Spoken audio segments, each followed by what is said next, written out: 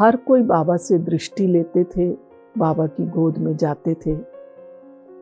जब मेरी भी बारी आई, मैं बाबा के आगे बैठी और बाबा ने मुझे, अभी तक मुझे याद है, बहुत पावरफुल दृष्टि दी। बाबा की दृष्टि में सचमुच जादू था। और बाबा ने दृष्टि देने के बाद मुझे पूछा, बच्ची पहले कभी मिली हो? तो मैं बाबा को यूं ही देखती रह गई, क्योंकि हमारी उन दिनों टीचर मनोहर दादी जी करनाल में होते थे। तो मनोहर दादी जी ने बहुत से प्रश्न हमें पक्के करा के भेजे थे। कितने बाप हैं, अभी कौन सा युग है, लेकिन ये तो पक्का ही नहीं कराया था। लेकिन उस समय मुझे कोई संकल्प नहीं आया। फिर बाबा ने दोबारा पूछा, बच्ची पहले कभी मिली हो? तो मैंने कहा, जी बाबा, कल्प पहले। और बस इतना कहना था और मैं बाबा की गोद में चली गई। उस समय उसके आगे क्या अनुभूति हुई वो तो मुझे याद नहीं, मालूम नहीं। लेकिन अब बहुत बार वो दृश्य याद आता है, वो वाइब्रेशंस। अभी भी बात करते करते तो मेरे शरीर में रोंगटे खड़े हो जाते हैं। वास्तव में जब मैं 5-6 वर्ष की थी तो ज्ञान में आई और ये सोचा करती थी, अच्छा कल्प पहले मिसल ये मकान फिर गिर जाएंगे, फिर बनेंगे, फिर ये पेड़ होंगे। ये बातें फिर मेरे दिमाग में बहुत घूमती थी, फिर कैसे होगा। लेकिन बाबा ने जिस दिन ये प्रश्न पूछा, वो दिन और आज का दिन, अब तो पता नहीं कितने लोगों को हमने भी आगे कोर्स करा दिया। लेकिन ये प्रश्न ही मेरा समाप्त हो गया, कैसे ये मकान विनाश के समय गिर जाएंगे और फिर कैसे अगले कल्प में बनेंगे। यूं तो बाबा कहते हैं, बच्चे मैं जानी जाननहार नहीं हूं। मेरे को तो लगता है कि बाबा हर एक के दिल को जानते थे, बाबा हर आत्मा को पहचानते थे। तो बाबा आत्मा को पहचान कर उसको शक्ति भी भर देते थे। दूसरा, बाबा के साथ बाबा उन दिनों कहते थे, बच्चे इस देहधारी की फोटो लेकर क्या करेंगे? याद तो ज्योति बिंदु को करना है, उस बिंदु को याद करो। लेकिन हम लोग लौकिक परिवार सहित बाबा से मिलने आए थे और बाबा ने स्वयं कहा, हमें तो हिच था हम कैसे कहें, बाबा ने स्वयं कहा कि उन दिनों जून जुलाई का महीना था, बहुत बारिशें होती थी, बहुत बादल रहते थे। बाबा ने कहा चंद्रास भाई को, बच्चे आज जब बादल क्लियर हो तो बाबा को बुलाना, बाबा इन बच्चों के साथ फोटो खिंचवाएगा।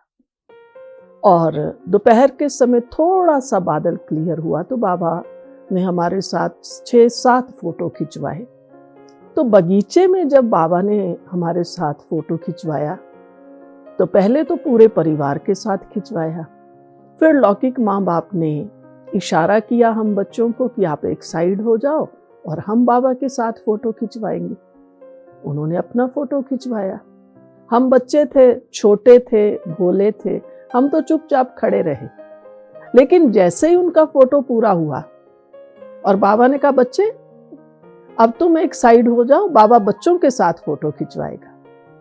और बाबा ने हम तीनों भाई बहनों के साथ बगीचे में फोटो खिंचवाई।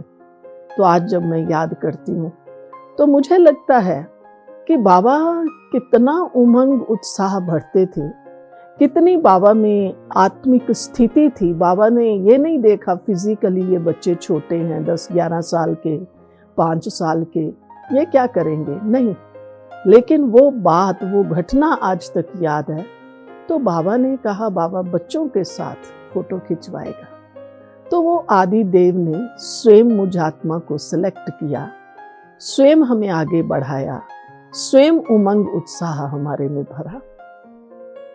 ऐसे ही बाबा, शिव बाबा तो ज्ञान सागर है ही है, वो तो हम बच्चों को ज्ञान देते हैं।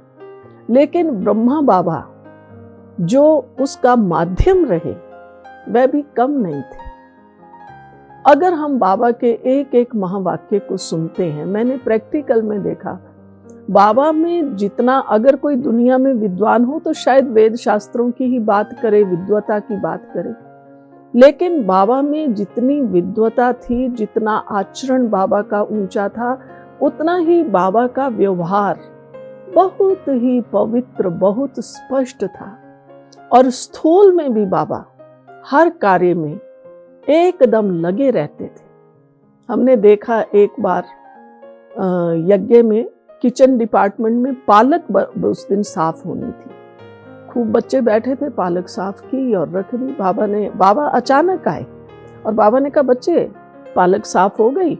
माताएं बैठी थी, कुछ भाई भी थे। सबने कहा हाँ बाबा एकदम, ये इतनी पालक ये साफ है, ये कचड़ा है। बाबा ने कहा बच्चे ये कचड़ा है। बाबा वहीं बैठ गए और बाबा ने उस कचड़े में से भी, क्योंकि क्या होता है अक्सर हम जो थोड़े ऐसे ही पत्ते होते हैं, बाबा ने उसमें से भी अच्छे अच्छे अच्छे अच्छे पत्ते निकाल के इतनी पालक और निकाली। तो बाबा कितना सूक्ष्म वो थे, हर चीज को सफल करना है और हर चीज में इकोनॉमी करनी है। ऐसे लापरवाही नहीं रखनी कि हाँ ठीक है अब 2 पत्ते ऐसे भी चले गए तो चले गए, नहीं। बाबा बहुत एक्टिव, बहुत अलर्ट थे। मैंने देखा बाबा अपनी 90 की एज में भी इतना अलर्ट, इतना एक्टिव। हम तो आज भी बैठने के लिए कुर्सी सोफा ढूंढते हैं, लेकिन बाबा तो उस समय भी छोटे हॉल में, जिसको आजकल हम लोग हिस्ट्री हॉल कहते हैं, वहां नीचे आके दरी पर बैठते थे और बच्चों से मिलते थे।